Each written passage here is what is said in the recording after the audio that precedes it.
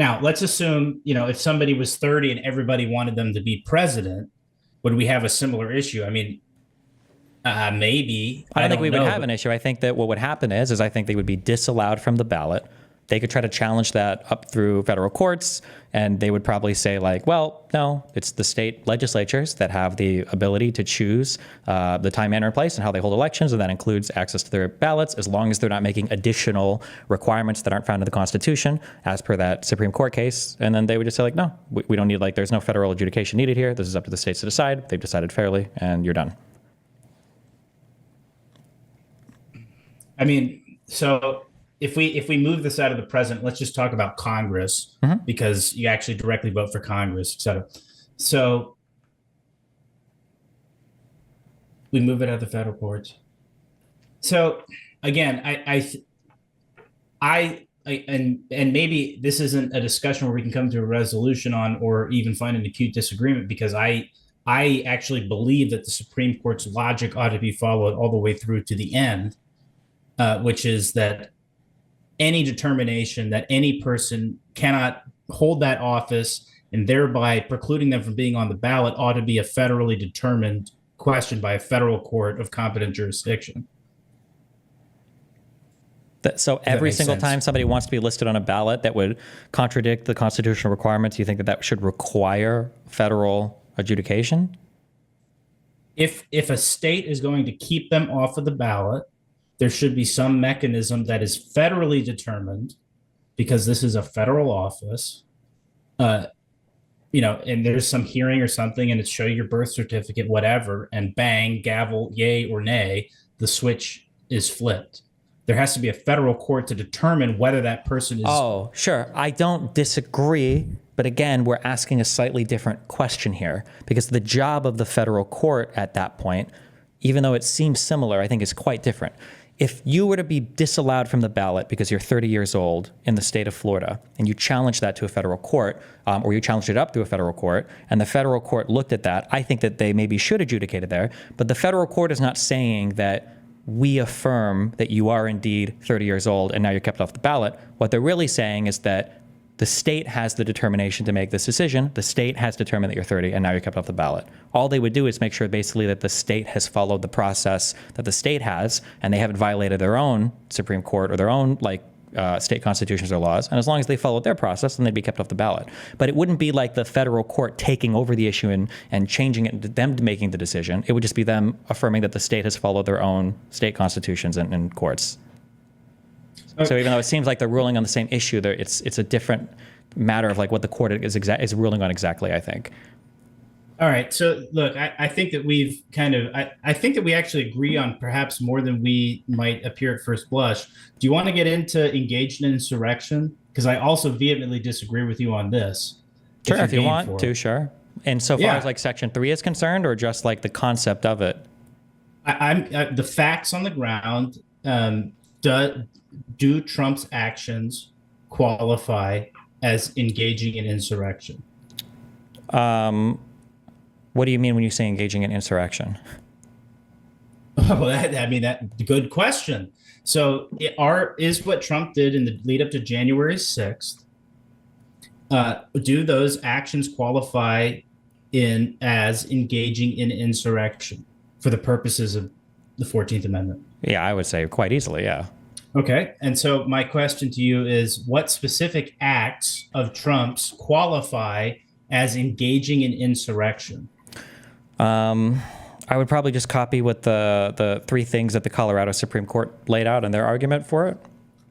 Okay. And so, and so that gets into what is the definition of insurrection, right? And so sure. There was that whole historical discussion. Again, I'm working off of memory at this point. But what of Trump's specific acts constitute engaging in insurrection? Engaging in insurrection, well, the historical argument, funnily enough, is that engaging or supporting an insurrection is kind of like the same thing. Like, if you support an insurrection, you've essentially engaged in it. Now, whether or not that is the case, thankfully, the framers of the 14th Amendment don't have us guess at that because they literally put that language in there where it's shall have engaged in insurrection or rebellion against the same or given aid or comfort to the enemies thereof. And the historical examples for giving aid or comfort to enemies engaged in insurrection is quite extreme. I think the most extreme example listed in that, the Stokes and Paulson paper, are like I think a guy gave a Confederate soldier or something like $20 before he went south to go and fight in the war, and that person had been considered as engaged in or given aid to the enemies of an insurrection. So I mean, Donald Trump like making a speech where he riles everybody up could probably be seen as like giving aid or comfort to the enemies of. Tweeting out supportive messages while they were engaged, while the rioters were engaged in insurrection, could probably be seen as giving aid or comfort to the enemies thereof. Like, yeah. I would say these two things qualify like pretty easily. Yeah. All right. So we're going to engage in a bit of a line drawing exercise. So random person attending the speech at the Trump's speech, did that person engage in insurrection? Random person there. If he was just at the speech and he wasn't part of the riot, then probably not. Okay. And so somebody who was standing outside of the Capitol but not engaged in violence did not enter the Capitol, but part of the general crowd and fracas. Did they engage in insurrection? I don't know. I'd have to know more about the individual. But it's also really important, you know this, right? It's very important are we talking about have engaged in like a crime, or like would we colloquially say have engaged in insurrection? Because these are two very different things, right? Like if I were to tell you that like you incited these people to go and harass me, or you incited these people to attack me, that's a lot different than like, did you engage in the crime of incitement, right? These, like, we would use one colloquially a lot differently than we'd use the actual crime of, right? Fair enough. And I try to make everything in English, not legalese. So that's the general precept. So if you feel like I'm out of that, ask. Yeah. So I'm just clarifying that. Yeah. Right. So is the person who was near a melee, maybe even yelling stuff at the cops? I would say, based on everything that happened there, I would say anybody that was in any of the restricted grounds, including the outside area, all had engaged in insurrection as a blanket statement. Yeah, pretty easily. Okay. So if you're standing in a restricted area and did no other act, how does that qualify you as having engaged in insurrection? Because you're there as part of a crowd to engage in violence or intimidation, and part of what you're doing is obstructing a federal proceeding. In this case, it was the certification of the vote. So if you're standing in a restricted area, how is that obstructing an official proceeding? Because you're a part of a crowd that is there with the intention to obstruct that proceeding, and you're part of a crowd engaging in intimidation. So is any person that is unauthorized to be in a specific area while an official proceeding is going on, is that person obstructing or attempting to prevent the official act? Probably not. But if they were marching down the street with a bunch of people chanting 1776, which is a reference to another famous insurrection, while also all screaming about how they were going to stop the certification of the vote, who was there because they were invited by Donald Trump for a historic protest to stop the vote, I would probably say that all of this speaks pretty easily to the intent to obstruct an official proceeding, which was the certification of the election. Yeah. So if you're marching alongside somebody who is screaming about stopping the certification and they're intent on doing it, is the person who is walking alongside them perhaps not, obviously if you disagreed, you'd run away or whatever, or maybe say, hey, stop that, right? They didn't go that far. But if they're walking alongside because they think that there ought to be pressure on Pence or whoever to not certify the vote, is that person engaging in insurrection? Yeah, I would say so, of course. Easily, yeah. Is anybody who wanted to or took actions towards pressuring Pence to not certify the election engaging in an insurrection? Engaging in an insurrection, anybody? No, probably not. Okay. It was the... Paulson and Stokes have 4 things I think they list in their paper. I think the Colorado Supreme Court went with 3. I think 1 is being part of a crowd, I think, or the crowd might have been the 4th one that was left off. 2 is like either utilizing violence or the threat of intimidation. Utilize violence. I think 3rd is obstructing an official proceeding, and some sort of federal proceeding. And 4 is for a public purpose. And then 4 might be for a public purpose. One of these, the Colorado Supreme Court dropped. But so like if you tweet out like Pence shouldn't certify the vote, right? You're missing a lot of the parts of that there. So yeah, or if you send like an angry letter to Pence and you're like, fuck you, like I'm going to show up with some friends and beat you up or whatever. I don't think you're engaged in insurrection in that sense or something. Like, so there, you have to meet, these are all elements of a crime, right? They're all required. So for it to be considered insurrection, you would have to meet all of these elements, right? Sure, and you need the mens rea, which is the intent. But right, and so you have to meet elements. But again, we're not talking about criminal prosecution here. Oh, sure. I'm sorry. I'm just using elements. Yeah. But I'm saying you need to hit all of these like points for it to be considered insurrection. Otherwise, it could just be considered a crime, or I shouldn't say crime. Sorry. It could be considered bad, or you're like bullying or intimidating or whatever. But intimidation on its own is not an insurrection. Obstructing a federal proceeding on its own is not an insurrection. Like if I run into a building and I pull a fire alarm to get them to all run away, maybe I've done bad things, maybe even criminal things, but I don't know if that would be an insurrection. There's no intimidation or violence part, right? You would need all of these things to be considered. Yeah, go ahead. So I'm going to ask you something that seems almost out of left field, but I'm going to work backwards towards tying it back together. So was there a cognizable legal argument that Pence had the authority to not certify the electoral vote tally? No. Then why did Congress change the law to clarify the ambiguity? Because they felt like they wanted to, but that's not necessary for me to know if there was a legal argument for it, because I can see the arguments that Eastman and Trump made for it, and the arguments they made for it all revolved around breaking the law. So if there were legal ways to do it, all of the arguments wouldn't revolve around breaking the law. Are you aware of any arguments that they put forth that didn't involve them breaking the law? Well, the difference is there a legal ambiguity? If there's a legal ambiguity, then you wouldn't speak to breaking the law, right? The ambiguity that they thought was a conflict between the law as written in the Constitution, which is a determination for the Supreme Court to make. But if you want to appeal to the Constitution and break a law, you're breaking a law. So you're committing an illegal act, right? I don't disagree with you. So why did Congress change the law in response to January 6th? I think they clarified some role of the vice president.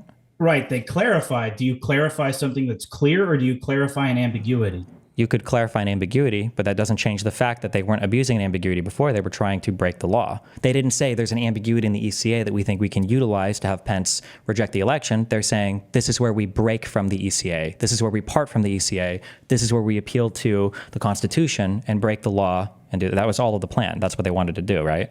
Well, if a law says that if Congress passes a law that says we shall establish a religion, is that a valid law? I mean, if it's passed by the Congress, yes, right? Oh, really? Yes. Even though the Constitution says Congress shall pass no law respecting an establishment of religion, is that a valid law? I mean, yeah, you would have to challenge it through the Supreme Court, and it would have to be struck down by the Supreme Court, right?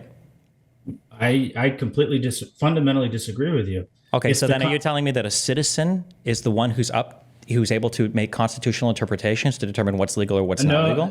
Well, that's popular constitutionalism. I'm not getting into that. Okay. What I'm saying is your statement is that the Electoral Certification Act created a potential conflict, and there was ambiguity that was clarified. I don't think there was ambiguity. The Congress passed a law to clarify things because they felt like they wanted to, whatever. But I think it was pointless. I don't think there was any ambiguity at all. And Eastman and Trump also, and Chesbrough, none of those guys thought there was ambiguity. They all understood that they were breaking the law. That was the clear and unambiguous language that they used in every single memo. We're going to break the law here. Right. So what is superior to the law? Is there any body of anything that's superior to the law? Like laws from Congress? I mean, the Constitution powers all three branches of government, right? Right. So the Constitution is superior. And so is a law that is in conflict with the Constitution a valid law? I mean, you're begging the question, who determines if it's in conflict with the Constitution? The Supreme Court, right? That's a procedural question. I'm asking substantively. Is a law that is in conflict with the Constitution a valid, enforceable law? In theory, not procedurally. You're saying in theory, not procedurally, but now you're asking me about enforceable. I mean, enforcing is procedurally, right? If a law is invalid because, or I'm sorry, I mean, theoretically, but in just theory, if a law passed by the Congress violates the Constitution, then that law is not technically a good law or not a valid law. It should be struck down by the Supreme Court, right? It should be struck down by the Supreme Court. Why should it be struck down? Because the Supreme Court would look at that law and they would say that this is violative of the Constitution. Right, and the Constitution is superior to the law. Sure. Right, and so is it your position that there was no ambiguity at all whatsoever between the Electoral College Act and the constitutional mandates? Yes. So you think there was no ambiguity at all? Correct. And so why did Congress pass a law to make it better fit the Constitution? I don't know. Ask them. What part did they change that you felt was ambiguous before?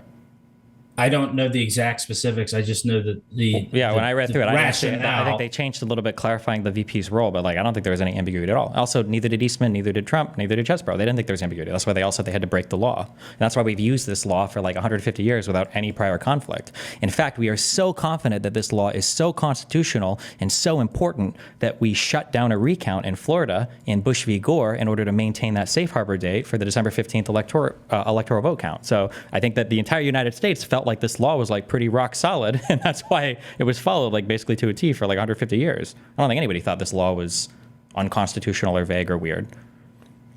Well, then you've got a bone to pick with the Congress then. Maybe, but that's a different question fundamentally, right? Okay, well, so in your world, there was no ambiguity. However, in the eyes of the Congress, there was an ambiguity, and that ambiguity was clarified as you stated, correct? Sure. In the eyes of the Congress, right. And so whether or not you, Mr. Bonelli, have a conflict or not, I was hoping you would laugh at that reference to Finkelstein. It's okay. Just because you believe that there's no ambiguity, however, the lawmaking body has at least felt there was enough argument there was an ambiguity to change the law to eliminate the potential ambiguity, correct? Yeah, but I don't think there was an ambiguity, right? You can't state an ambiguity. I've never had anybody state where they thought it was ambiguous. And even if I were to grant you all of this, you said that you have a private practice? If I came to you and I said, hey, I think that this particular law, I think actually is violative of the Constitution. Can you help me how to break this law? What would you tell that client? Have you ever heard of Rosa Parks? Sure. What did Rosa Parks do? Broke a law? Uh-huh. Okay. You understand the difference, right? I'm not. Do you know what the crime fraud exception is, right? So there's a huge difference between you as my lawyer advising me on how to break a law versus me getting you as a defending party, as a defense lawyer after I've broken a law, right? That's a huge difference, right? In one of these, you're implicated in a crime. In another one, you're just my defense in court, right? That's okay. So I thought you were talking about a theoretical level, not at an attorney-client level. Oh, sure. Yeah, well, I'm just saying that so Donald Trump and Eastman and all these other people, they were breaking the law. They knew that, right? They might think that it's not constitutional, fine, but they're breaking the law. And they said they were breaking the law.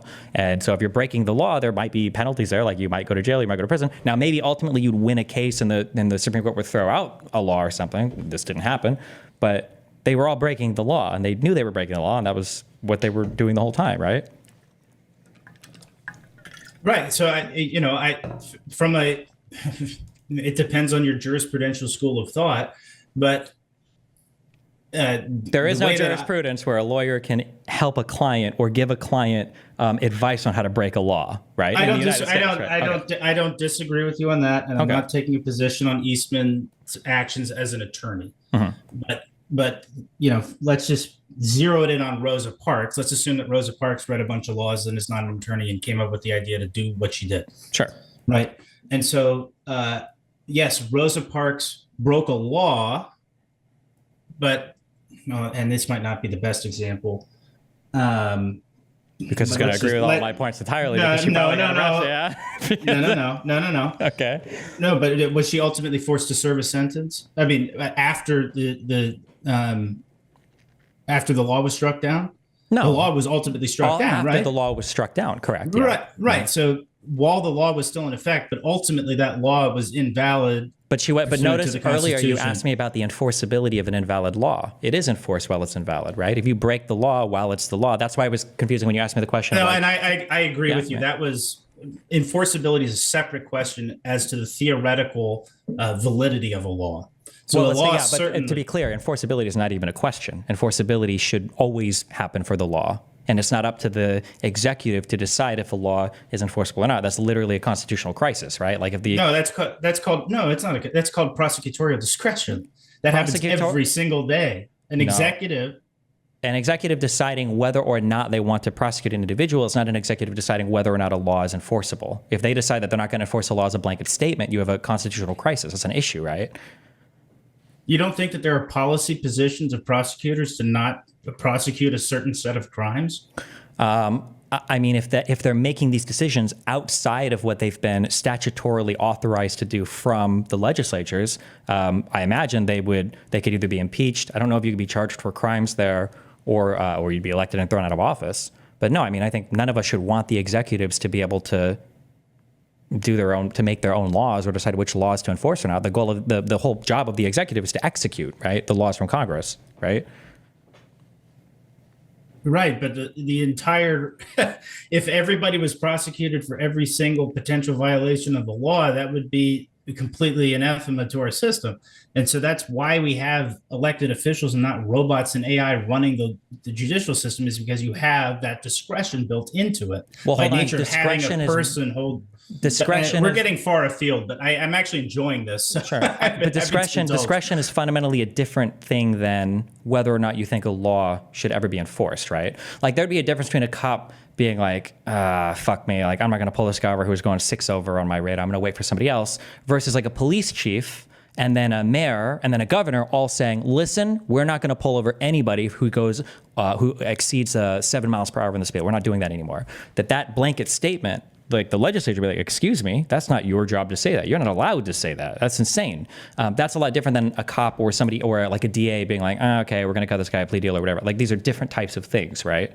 No, I disagree with you. Unless there's a law that says it's illegal for the prosecutor to not enforce a blanket set of laws, they have that discretion. Functionally, they have that discretion.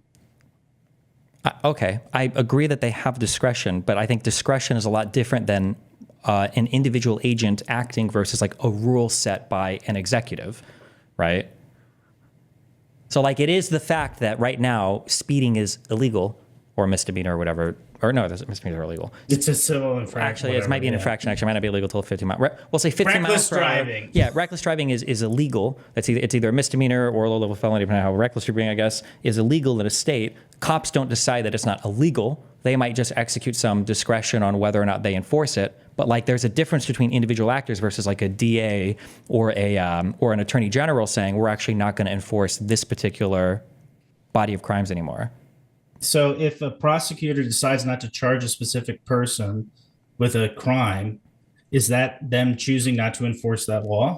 It would depend on the rationale. But if they decided not to prosecute anybody based on that crime, I would argue that would be improper. That's like I would agree with you that's improper, but I think unless there's a statute that punishes that or calls for their removal, that's within their discretion. That's part of the whole reason why you have the elected person serving in the office, is so they are capable of using that discretion. I disagree. I think we elect executives to execute the law. So you think that we don't elect the executives to use discretion? I just don't think discretion is the same as rulemaking. I don't disagree with you. Those are fundamentally different concepts. However, the whole point of having a person elected to the office, you're electing them for their policy positions writ large, et cetera, but you're also trusting their judgment and their discretion. I guess I just don't think so. I don't think like discretion to like perform their job, but not discretion to like enforce the law. If that is happening in places, then that's bad. You should never be electing your executives for how you want to enforce the law. That's what the legislatures are for, is to write the law, right? No, the executive is to enforce the law, and so you elect executives who enforce the law in the manner that you see better than the alternative. Okay, but the enforcement of the law shouldn't be choosing whether or not a law is enforced. It's choosing how to enforce it. That's what a rule is versus like a statute from Congress, right?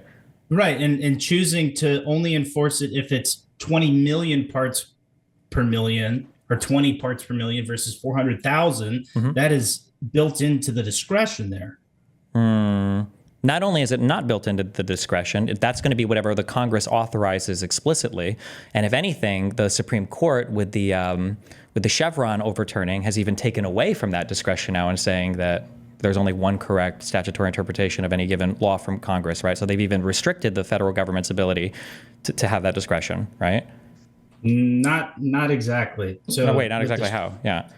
With Chevron, what was going on was that the Congress was authorizing the executive to make substantive decisions, right? And so what that meant was, for example, Congress says you can regulate toxic chemicals, and the executive branch says that carbon dioxide, which is not toxic, qualifies as a toxic chemical because the experts said so, et cetera. And so that's a totally different discussion about delegation of lawmaking is what was going on, and that Supreme Court correctly overturned that. I completely disagree that that's what Chevron was about. I think Chevron, or that it's a different discussion, I guess, just for my honesty. But let's do it. If you want to go there, sure. Chevron deference had to do with the idea of if Congress passes a statute, then the executive government, the executive body is allowed to engage in a little bit of statutory construction. So let's say Congress says, we want you to ban all melee weapons. Okay, well, the executive looks at this and like, okay, well, fuck, melee weapons, does that count as like a kitchen knife? Does that count as like a bat? Okay, we're gonna ban this whole blanket rule of things, okay? And then what Chevron said is, let's say somebody challenges that action in court. They're like, the police officer came to my home and he took all of my knives, all of my kitchen knives. I can't cut my fucking sticks up anymore, right? And you could challenge this all the way to the courts. And what the Supreme Court would say is, there was, I don't remember the two-step Chevron stuff. There's 2 steps or 3 steps, depending on how you look at it. But they would basically look at it and they go, okay, well, this law was passed from Congress. Is this a permissible, the key word, is this a permissible reading of the law? And as long as it could be reasonably construed that like, yeah, this is probably what Congress meant, then the Congress say, it's fine, it survives, Chevron doctrine. Now, after Chevron was overturned, what the Supreme Court says is actually, for any given law passed by Congress, there is only one permissible statutory construction. It doesn't matter if what the federal government assumed was reasonable. What matters is what we ultimately say, how the statutory construction should go. So if we believe that kitchen knives are or are not melee weapons, our decision is the one that will dictate how the federal government ought to create rules around that congressional statute. I thought that's what the Chevron overturning had to be by that.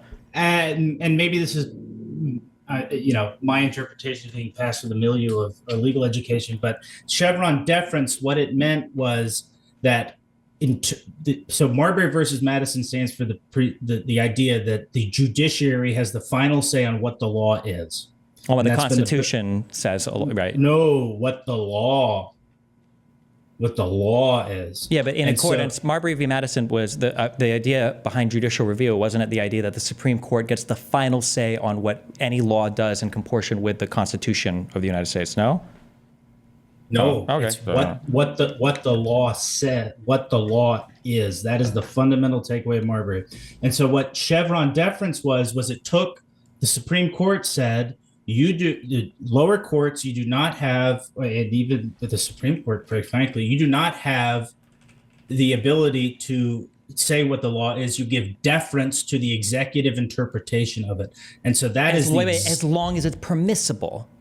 So like if the federal government said that we're going to ban guns because we think you can hit people with guns, the federal court, the Supreme Court, could still look at that and go, excuse me, guns are not a melee weapon. This is an impermissible construction of the law. So even with Chevron deference, we're going to overturn this. You can still challenge it. It wasn't always in deference to the federal government. I'm curious, and this is not a gotcha. I'm curious to watch this happen. So explain to me how the tailpipe regulations of carbon dioxide is permissible under a statute that regulates toxic chemicals. And keyword there is toxic.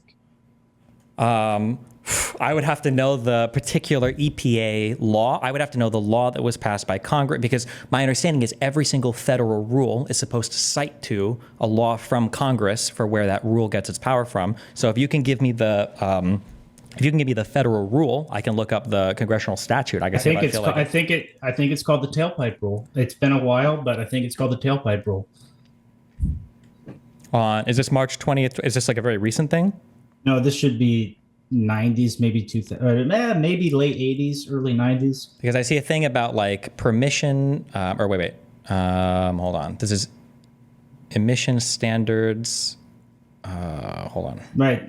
Environmental Protection Agency, 40 CFR parts, blah, blah, blah, blah. Okay. Multi-pollutant emission standards for model years 2027 and later light duty and medium duty vehicles for the EPA. And this is the rule that was being made. And its summary is under the Clean Air Act, the Environmental Protection Agency is establishing new, more protective. Okay. So if I look up like the Clean Air Act, I imagine within this act, I'm going to find some part that they're citing to, right? Do you want me to look through this and find out if I feel like this is? I would love to work through this with you. I think it's going to be instructive. And I'm not doing this as a gotcha. I think it's like incredibly important that everybody understand how this works and the problem. All right. I mean, the Clean Air Act is going to be voluminous. I don't know that they're going to give you a specific citation within that act. I can tell you the thrust of it if you're willing to take it on faith, but I mean, it's going to take me a second to look it up, but I mean, I imagine I should be able to find it eventually, yeah? I haven't dug through.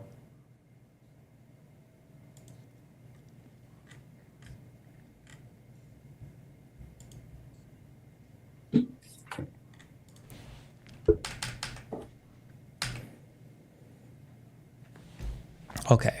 So I'm looking up, they started to begin these things back in 2007 is really okay. And they're citing to, so on the federalregister.gov, it's saying, why is the EPA taking this action? And it's saying Clean Air Act, section 213, subsection A, subsection 1. So now we're going to the US Code, which is our laws from Congress. And we've got 42 USC, 7547. Hold on. Is this, I think this is what this is citing to. Okay, and this is saying that the emission standards, A1, emission standards 1, the administrator shall conduct a study of emissions from non-road engines and non-road vehicles other than locomotives or engines used in locomotives to determine if such emissions cause or significantly contribute to air pollution, which may reasonably be anticipated to endanger public health or welfare. Such study shall be completed within 12 months of November 15th, 1990. Okay, so it says that the Clean Air Section 20 directs us to study emissions from non-road engines and vehicles to determine, among other things, okay. Which may be, okay, and then section 213A2, after notice and opportunity for public hearing, the administrator shall determine within 12 months after completion of the study under paragraph 1, based upon the results of such study, whether emissions of carbon monoxide, oxides of nitrogen, and volatile organic compounds from new and existing non-road engines or non-road vehicles other than locomotives or engines used in locomotives are significant contributors to ozone or carbon monoxide concentrations in more than one area which has failed to attain, blah, blah, blah. Further requires to determine whether emissions. Okay, now I'm back to reading the rule. If we determine that emissions from all non-road engines do contribute significantly to these non-attainment areas, then section 213A3, it's not, so it's going through here. So what part of this, I guess, so what part of that federal rule do you feel like doesn't map cleanly onto congressional statute, I guess? So I apologize. I didn't want to interrupt you in the middle of that. Yeah, I'm trying to find, I wish I have the textbook over there, but I'm not going to bore you with that. I think it's the Clean Air Act. And did you just quote from the Clean Air Act or was that from legislation from the original Clean Air Act, or was that a modification amendment to the Clean Air Act? So I'm on 42 USC 7547. My guess is this part of the US Code is probably part of the Clean Air Act, is my guess. 42 U.S. Code, Chapter 85, Air Pollution Prevention and Control. That's going to be my guess. I mean, I could be wrong, but I'm going to explain the substance, and I'm going to briefly try to find it because I don't want you going down a rabbit hole of something that's off point and it doesn't do any good for anybody. Sure. So the resuscitation that I would give on the law school exam is essentially that I believe it's the Clean Air Act. Don't quote me. I'm going to double check for you. That Congress passed a law empowering the regulation of toxic chemicals. Okay. And there was a Supreme Court case, and I remember who wrote it. I see his face. I can't remember. It doesn't matter. they had a whole huge, voluminous Supreme Court decision about whether greenhouse gases qualify as a toxic substance because they are not toxic. There's no toxicity to CO2. It just crowds out the oxygen, and you're starved for oxygen. Okay. And so the Supreme Court went through a big, long discussion. No, it's got to be Chevron. It has to be the Chevron decision, where the Supreme Court said that the federal regulators have interpreted the toxic chemical, the toxic language, to include greenhouse gases and climate change. And under that deference, we're going to permit that interpretation. Okay. Right. And so Congress said regulate toxic chemicals. There is no interpretation of the word toxic that would permit CO2 being qualified as toxic. Well, that's not true, right? No, I don't. I disagree with you. It's not toxic. Or if I put you in a room full of CO2 and you breathe it in, you're going to die, right? That's not from toxicity. That's from asphyxiation. Yeah, but I mean, like, if you're toxic means I eat it, kill. Like, I don't know how toxic chemicals work specifically, but it's very different. Well, what different by whose definition? I mean, like, what is toxic at that point? Like, there's a lot of things that we would consider toxic because they might bind to things in your body that inhibit your ability to absorb oxygen, or it might do things that then would lead to asphyxiation. Like CO2, like if you have, like for instance, when you hold your breath, the reason why you feel so much pain in your body is literally because of the buildup of CO2 in your blood. I think that might even be called CO2 toxicity. So like if you keep breathing it in, I don't know what definitions of toxic. I'm sure we could find different ones. Okay, so toxicity is defined as poisonous. Poison is defined as a substance that is capable of causing illness or death in a living organism when introduced or absorbed. So carbon dioxide in and of itself is not toxic.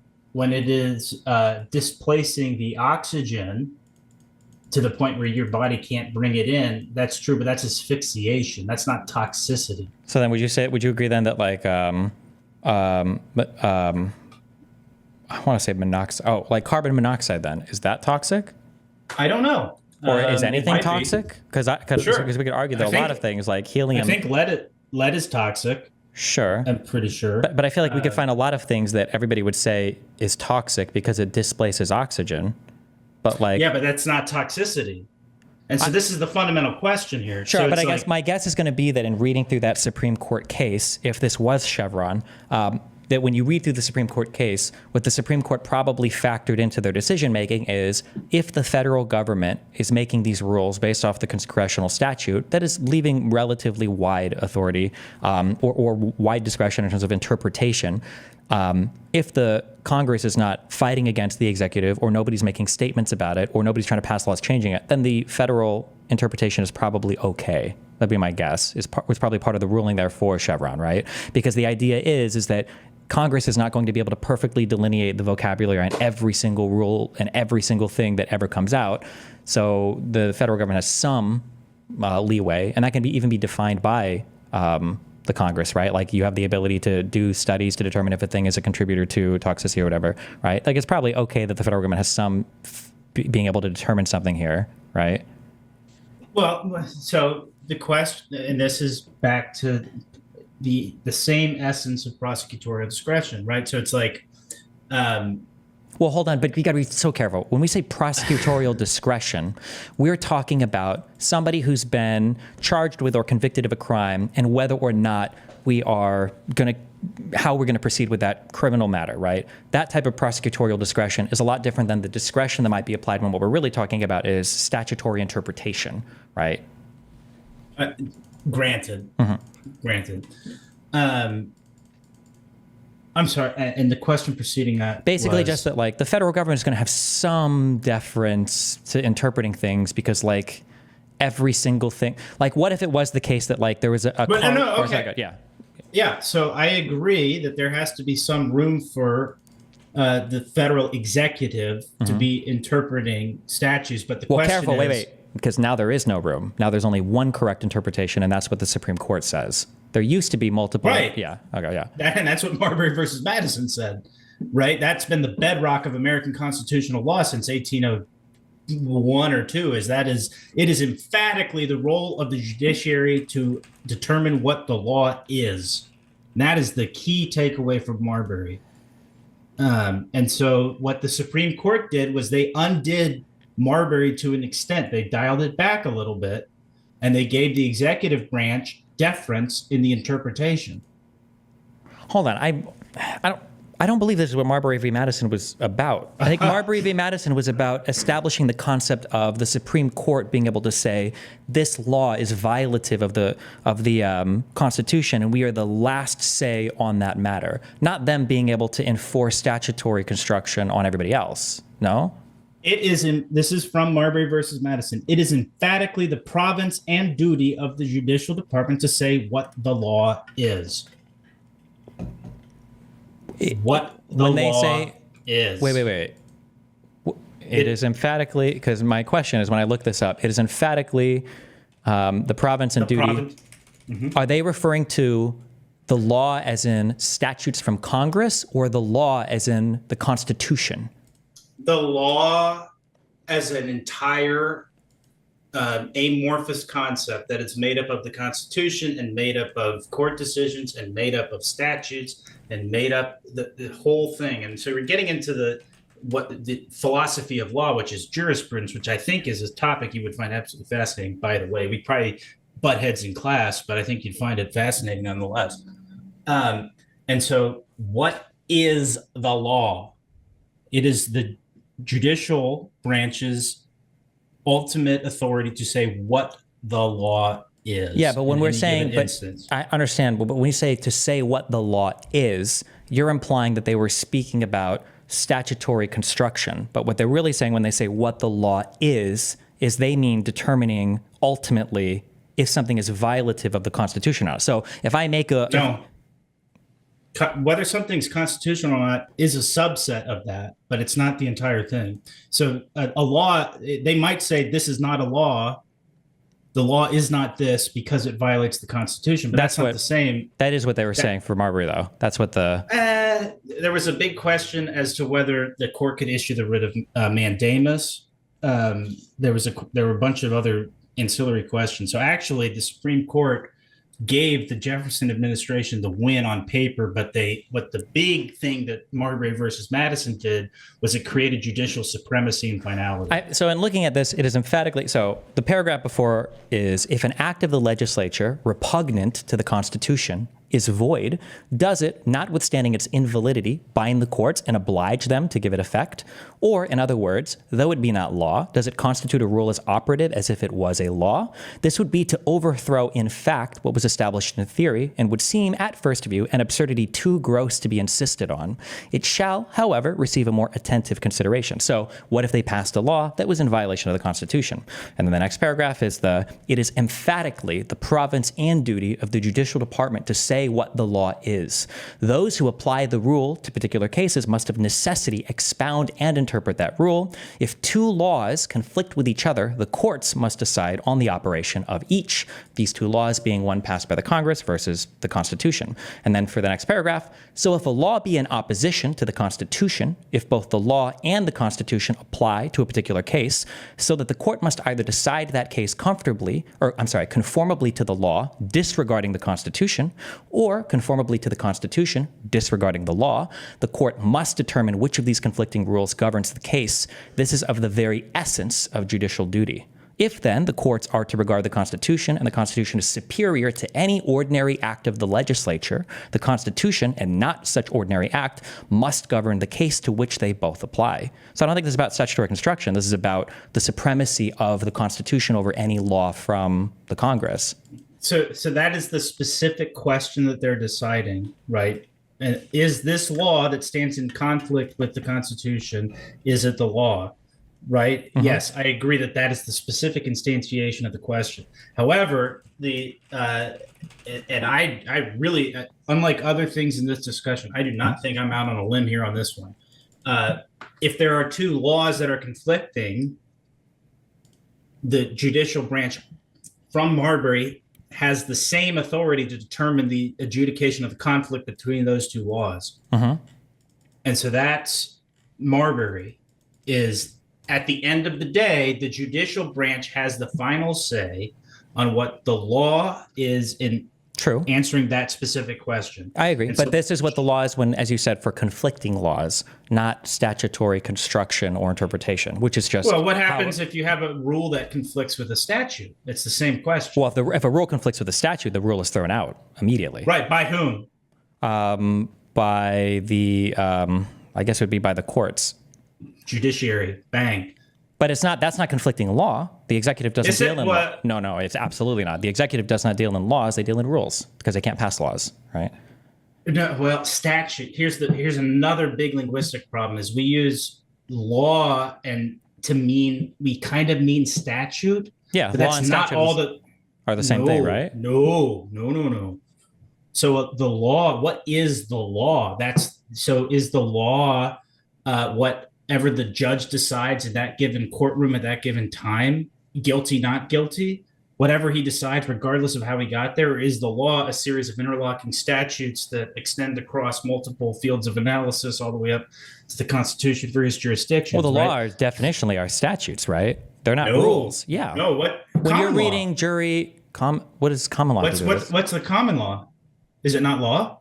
Isn't that just Louisiana? I don't think anybody else uses No. Louisiana is the only state that uses Napoleonic Code.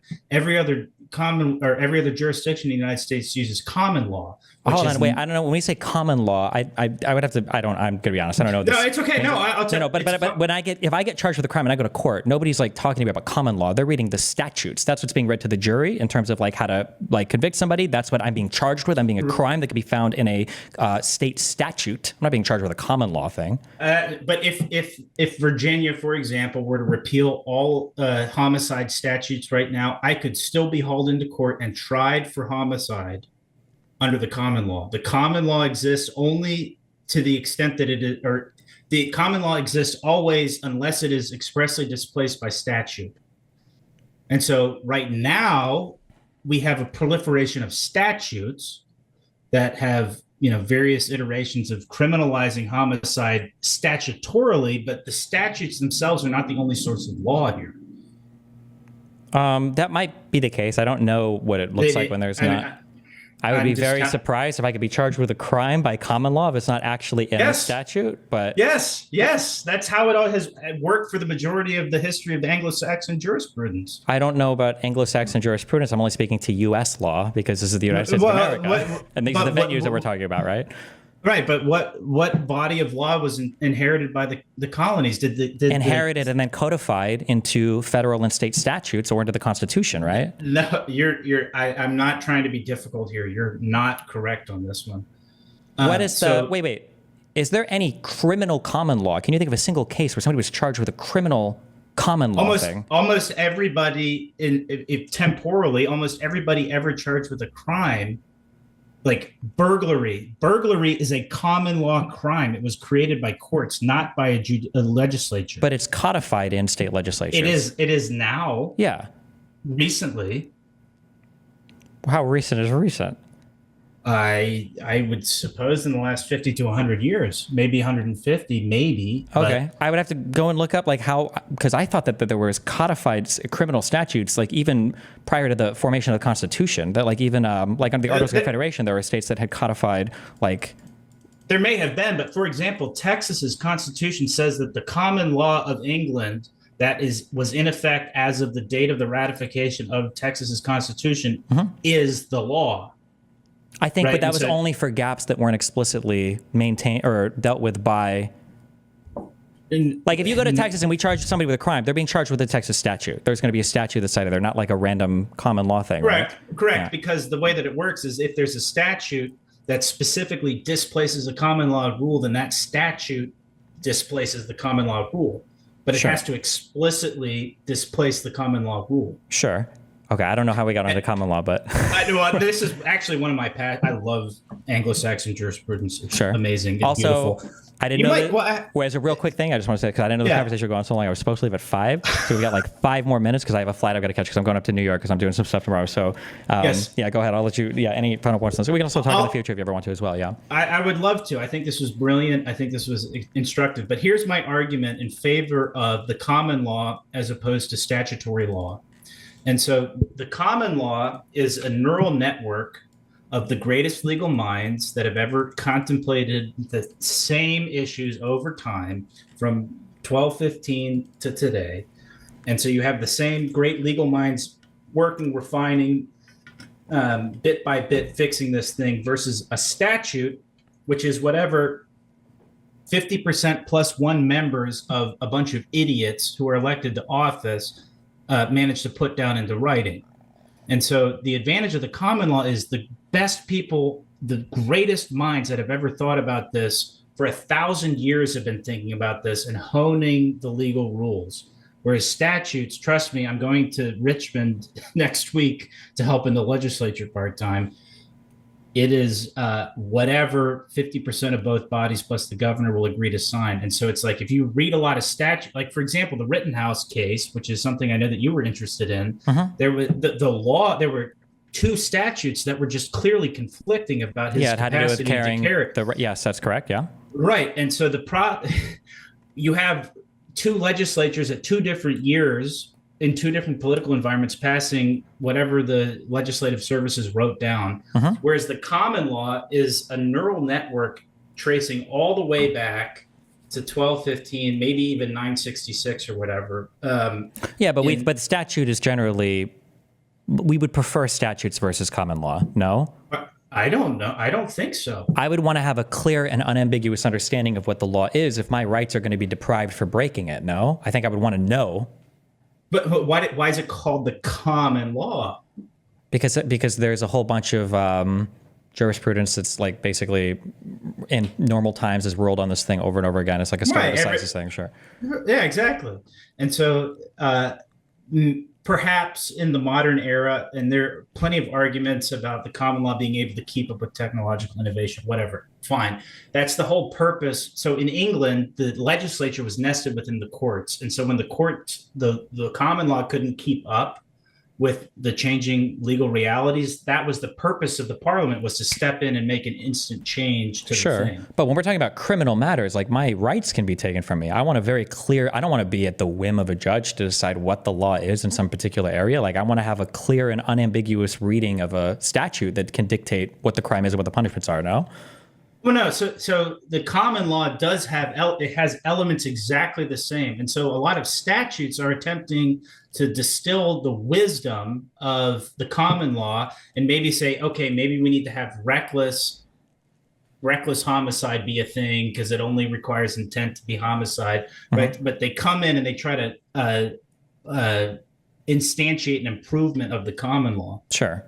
But the common law is the basis of when you study for the bar exam, burglary, robbery, arson, all these things were developed to common law. Now, some statutes have, legislatures have come in with the model penal code and maybe some other idiosyncratic efforts to reform it. But the common law still is the basis. And so if Virginia were to repeal every homicide statute right now, if I were to shoot somebody outside in front of my building right now, I would be hauled into court and tried under murder by common law. And that's the situation. And I assure you that's the case. And in fact, I'm 100% positive that would not be the case. You're 100% wrong. I know I'm correct on this because if it was that case, like you don't have to make a law explicitly allowing something to be legal. You would just have to repeal the statute that makes a given thing illegal. Like if somebody were to repeal a law on sodomy, they don't have to pass a law saying you're allowed to have anal sex, right? Or you're allowed to have oral sex. They would just have to repeal the law. Part of that common law factoring, I imagine, would probably be like, well, this was enforced via common law, then it was enforced by statute, and now that that statute has been repealed, the assumption wouldn't be that the common law would come back because the statute was just the codification of whatever the common law was, ideally. Since the statute was repealed, repealed, then it seems that the people have decided that they want this particular act to prevail in society, would be my guess. You're flatly incorrect on that, and I'm So not. you're telling me that if a state was to disagreeable. say we're going to go ahead and legalize chopping down trees because we've decided that we want people to be able to chop down trees, the state legalizes it. Somebody would go down to chop down a tree, and then a cop could arrest you and say, "Common law violation, we got you." And it's like, wait, but they just like decriminalized this act. They're like, yeah, but 200 years ago it was illegal, and now we've got you on common law. If a statute directly contradicts or displaces common law, then that rule governs. Yeah, but I'm saying if they repeal the statute where common law once was. Right. So if you repealed the homicide statutes, homicide is still illegal and criminally punishable without statute. I'm telling you, statutes and law are not a one-to-one thing, and this is a huge misconception, popularly and otherwise. And this is not. I'm not out on a limb on this one. I guarantee you that. I promise you that. I don't know. I don't know if anybody, like nobody in the United States gets prosecuted criminally on common law. I don't believe this happens. Does it? Like it's always a statute that's being cited. It's always a statute that's being argued over. It's in the modern age. I've got the book right here. Give me. It is called Common Law in the Age of Statutes. I don't see it. Oh, there it is, right here. Oh, I'm wrong. Aha.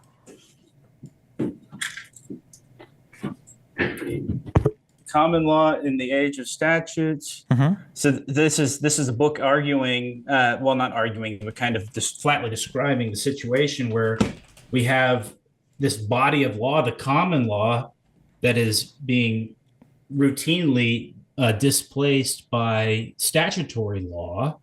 But what is the role of common law in an age of a proliferation of statutes? And this is an interesting artifact of the constitutional separation in America between the legislature and the judicial. And I would argue that that's a problem that the founders didn't foresee when they created that separation between legislative and judicial.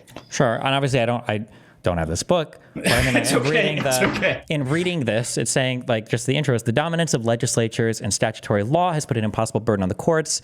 Guido Calabresi thinks it's time for the country seriously to consider returning to a traditional American judicial legislative balance in which courts would enlarge the common law and would also decide when a rule of law has seen its day and should be revised. So it sounds like this guy's making the argument. There's like an argumentative essay to go back to common law, not an argument that common law is like currently what is relied upon to make any of these statutes or to be enforced in the United States. To make it acute, he's talking about a situation like Rittenhouse, where you've got these two statutes that are mutually incompatible, right? And so he's saying that the proliferation of laws, of these random one-off instantiations of statutes, is creating a whole big mess. And what is the proper role of the common law, or what is the best way forward to achieve maximal ends in that situation where you've got all these statutes that, you know, could be completely mutually incomprehensible? So could common law as well, right? It could also be a mess. No, I don't think so. I don't think common law. You don't think two judges might have a different decision on how to punish somebody or whether a thing is illegal? Well, that's not the common law. The common law is a set of rules. So, like, burglary is the, you know, breaking and entering of the dwelling house of another. Common law is not it's not a set of hard rules. It's just a set of prior court decisions, right? It's jurisprudence, right? Right. So if you have one bad decision where somebody goes completely anathema, they get struck down by the higher court, but that narrows the interpretation back down. And so, like, when you study for the bar exam, you study the common law rules. For what thing? The criminal law is not statutory. I mean, they do talk about statutory, like homicide. Wait, so changes. If I were to take a crim law class, I'm going to learn. Am I going to learn that common law was the foundation for what would eventually become a lot of criminal law? Or am I just going to go and have to memorize all the common law? I feel like it's probably more on criminal procedure and current, like... It's both. So you'll learn the common law rule, and then you'll learn the model penal code and maybe a few idiosyncratic state variations. Okay. All right, listen, I'll take it. Take what you're saying at face value. Listen, if you want to chat in the future, we can. I got to run so I don't miss my flight. But I appreciate the conversation. Thanks a lot. Be safe. It was great talking with you. Longtime fan, first time listener, whatever. That's a Rush Limbaugh reference. Laugh, please. I'm Just laugh. familiar. The EIB network, the golden microphone, my cigar-stained fingertips. I listened to a lot of Rush Limbaugh back in the day. Yeah. All right. Well, hey, have a good one, man. I'll see you later. Thanks a lot. Hey, be safe. Bye.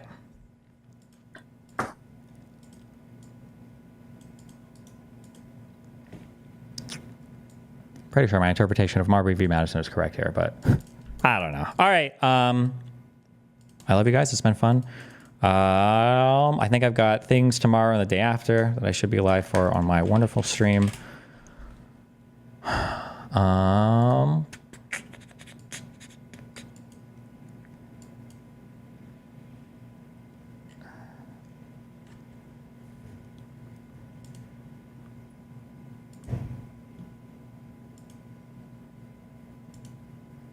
Is there anything else I had on stream that I wanted to do today? Not this, not that. Not that, I guess not. Fuck. Okay. All right. Well, I love you guys. It's been fun. I will see you next, or in like 3 days. Or I mean, I'll be live tomorrow. Eat shit and die. Just kidding. Love you. Bye.